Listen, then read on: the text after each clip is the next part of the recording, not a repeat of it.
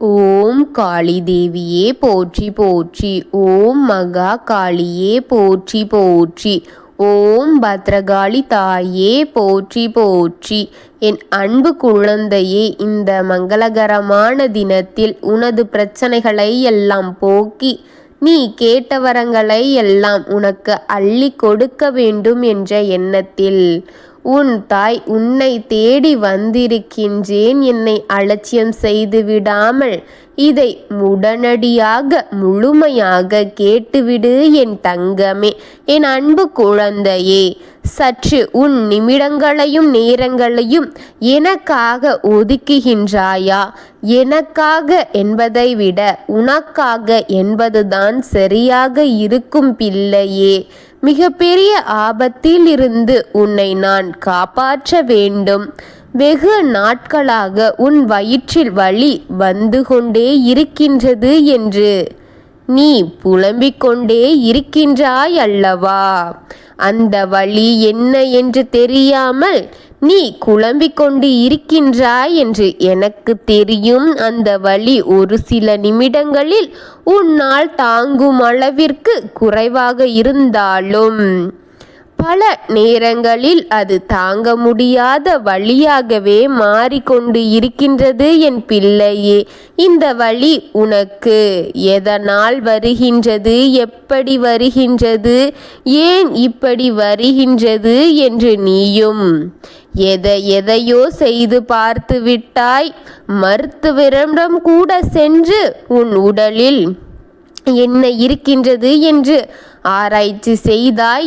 எதையோ எங்கெங்கோ சென்று இது எதனால் வருகின்றது, எதற்கு என்னால் இது தாங்க முடியாமல் வலி இப்படி வருகின்றது என்று நீ கேட்டுவிட்டாய். ஆனால் அவர்களின் பதில் எல்லாமே எந்த ஒரு தீவிரமும் இல்லை, உங்களுக்கு எந்த ஒரு பயமும் தேவையில்லை என்று சொல்லிதான் உன்னை அனுப்பிவிடுகின்றார்கள் என் தங்கமே.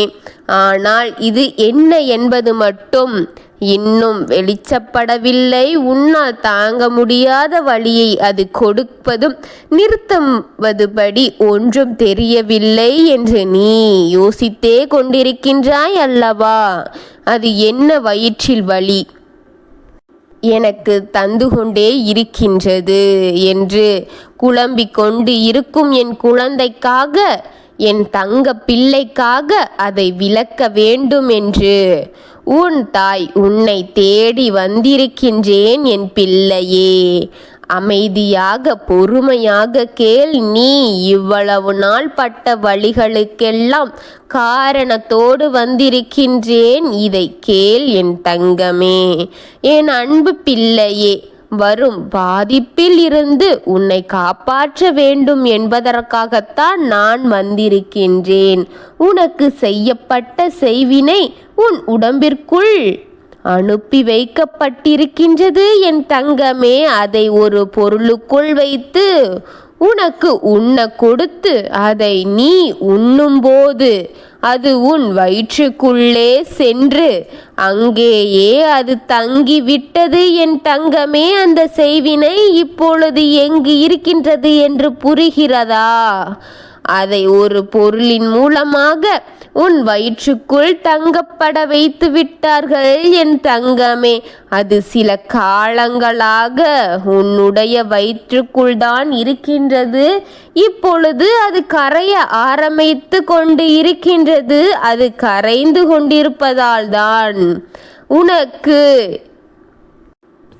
அது ஏராளமான வலிகளை கொடுத்து கொண்டிருக்கின்றது தங்கமே. உன்னால் தாங்க முடியாத பாரத்தையும் அது கொடுத்து கொண்டிருக்கின்றது.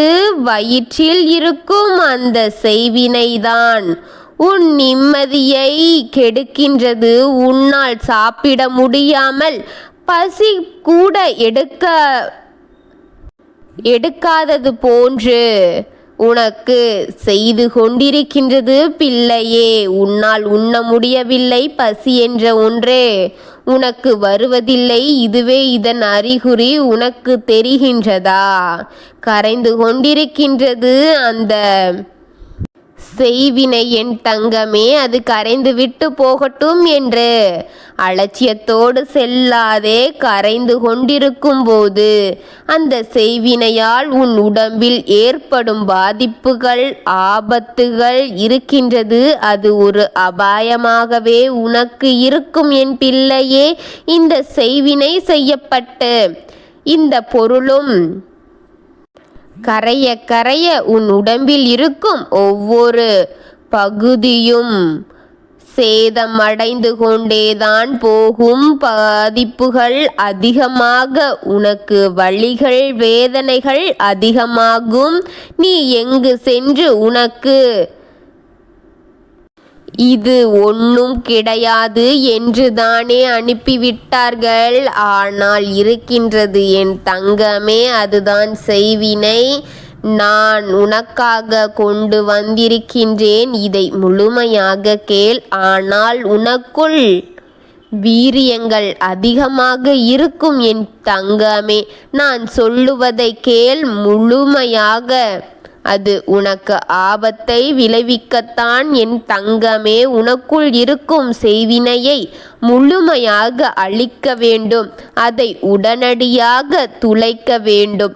அதனால் பாதிப்பு உள்ளாகிய உறுப்புகளை சரி செய்ய வேண்டும் என்று நீ நினைத்தால் முடியும் என் தங்கமே. இதற்கெல்லாம் நிவர்த்தி கொடுக்க வேண்டும். இல்லை என்றால் உன் ஆயுள் காலம் குறைந்துவிடும் குழந்தையே. அதனால் பாதிப்பது நீயேதான் என் தங்கமே. நீ பெற்றுவிடக்கூடாது. அதனால் நீ இருக்கக்கூடாது. இனிப்பை கொடுக்கும் பாதிப்புகளை நீ பெற்றுவிடுவாய். அதனால் நீ இருக்கக்கூடாது என்று நினைப்பவர்களுக்கு எல்லாம் இனிப்பை கொடுப்பது போல ஆகிவிட்டது பிள்ளையே. அதனால் இதையெல்லாம் தடுக்க வேண்டும் என் பிள்ளையே. உனக்கு உடல்நிலை சரியாக வேண்டும் என் தங்கமே. உன் வயிற்றுக்குள் இருக்கும் செய்வினையை எடுக்கப்பட்ட வேண்டும் என் தங்கமே. உன் உடல் உறுப்புகள் அழிந்து விடுவதை சரி செய்து வேண்டும். அதை சரி செய்து கொள்ள வேண்டும் என் தங்கமே. ஆயுள் உனக்கு கெட்டியாக கொடுக்க வேண்டும் தங்கமே. அதை நான் கொடுப்பேன். இது எல்லாம் நடந்தே தீர வேண்டும். அதற்கு நீ என்ன செய்ய வேண்டும் தெரியுமா? உன் தாயின் வழிபாடுகளை அதிகப்படுத்து.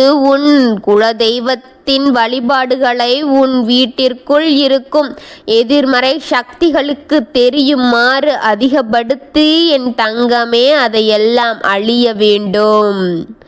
நீ வழிபாடுகளை அதிகப்படுத்தினால் இது எல்லாம் குறையும் என் தங்கமே. உன் வீட்டில் உன் குலதெய்வம் குடிவரும் என் தங்கமே. உன் வீட்டிற்குள் மீண்டும் மீண்டும் செய்வினைகள் வராமல் உன் வீட்டை காக்க வேண்டுமா தங்கமே?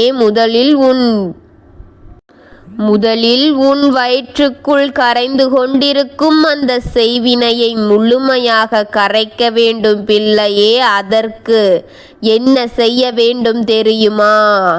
நீ நீரை எடுத்து அந்த நீரில் சிறிது அளவு மஞ்சள் தூளை சேர்த்து, சிறிது அளவு கல்லுப்பை சேர்த்து கலந்து நீ அந்த நீரை நிரப்ப வேண்டும் தங்கமே. இதுபோல நீ செய்து கொண்டிருந்தால் உன் உடம்பில் இருக்கும் உறுப்புகள் எல்லாம் காப்பாற்றப்படும். அனைத்தும் படிப்படியாக குறையும் என் தங்கமே. இந்த மஞ்சள் உன் உடலில் கலக்கும் போது அது போகும் ஒவ்வொரு இடத்திலும் இருக்கும் தீய சக்திகள் அழிக்கும் பிள்ளையே. இது மட்டுமல்ல, உன் தாயின்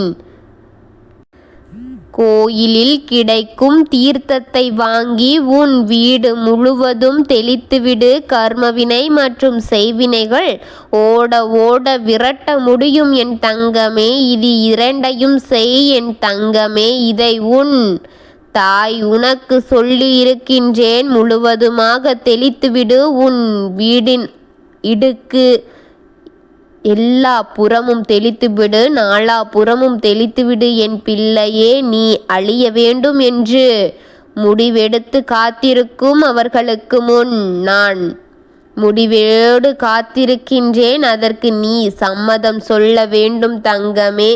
நான் உன்னோடு இருக்கின்றேன். நான் உன்னோடு இருக்கும், உன்னை வாழ வைக்க காத்திருக்கின்றேன்.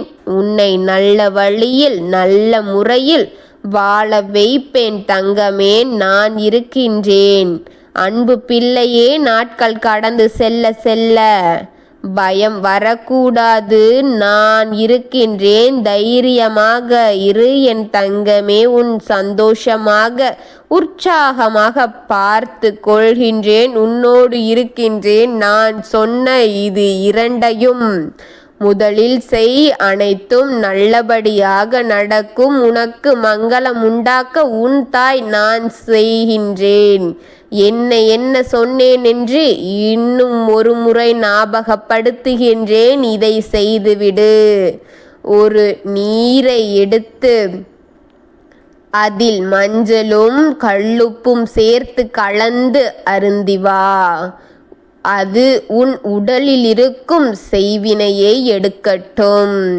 உன் வீட்டில் இருக்கும் செய்வினையை எடுக்க உன் கோவிலுக்கும் உன் குலதெய்வம் கோவிலுக்கும் சென்று அங்கு கிடைக்கும் தீர்த்தத்தை கொண்டு வந்து உன் வீட்டு முழுவதும் தெளித்துவிடு. அனைத்தும் ஓட ஓட விரட்டலாம் என் தங்கமே. நான் குடியிருக்கும் வீட்டில் அது குடியிருக்காது. இதை மனதில் வைத்து இதை செய்துவிடு என் தங்கமே. நான் பார்த்து கொள்கின்றேன். உனக்கு இருக்கும் தீய சக்திகளும் உனக்கு திரண்டு வந்த ஆபத்தையும் ஓட ஓட விரட்டுகின்றேன். இதை மறக்காமல் செய்து உன்னை காத்துக்கொள். நான் பார்த்து கொள்கின்றேன் என் தங்கமே. ஓம் காளி தேவியே போற்றி போற்றி. ஓம் மகா காளியே போற்றி போற்றி. ஓம் பத்ரகாளி தாயே போற்றி போற்றி. வாழ்க வளமுடன்.